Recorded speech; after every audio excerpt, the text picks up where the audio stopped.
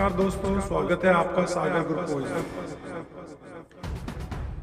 भगवान शिव अपने गले में सांप क्यों पहनते हैं? आइए जानते हैं इसका क्या अर्थ है। एक बार की बात है, हिमालय की शांत वादियों में एक ऋषि गहन तपस्या कर रहे थे।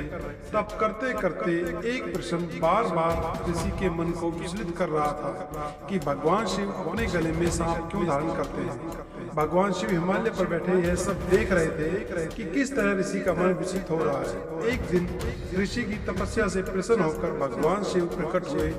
ऋषि ने विनम्रता से पूछा, प्रभु सांप तो भय और मृत्यु का प्रतीक माना जाता है, फिर आप उसे अपने गले में क्यों रखते हैं? भगवान शिव मुस्कुराए और बोले, हे मुनि, सांप केवल भय का प्रतीक नहीं बल्कि वह कुंडलिनी शांति का भी प्रतीक है। वह दिव्य ऊर्जा और हर जीत के भीतर सुप्त अवस्था में रहती है। जब यह जागृत होती है तो मनुष्य आत्मज्ञान की ओर बढ़ता है। भगवान शिव जी आगे बोले, मैं सांप को अपने गले में इसलिए धारण करता हूँ क्योंकि जिसने अपनी आंतरिक शक्तियों और इच्छाओं पर नियंत्रण पा लिया वही सच्चा योगी है। सांप का गले में होना यह भी संकेत देता है कि भय और मृत्यु मेरे अधीन है, मुझ पर उनका कोई प्रभाव नहीं। ऋषि ध्यान पूर्वक सुनते रहे।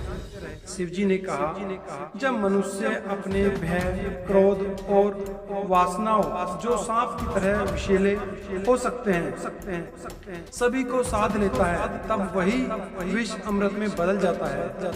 यही आत्मनियंत्रण और जागृति का मार्ग कहलाता है।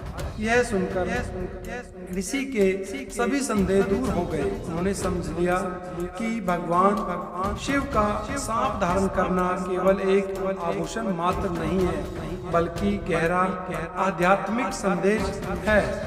अपने भीतर की शक्ति को पहचानो। इसलिए कहा जाता है, भय से ऊपर उठो।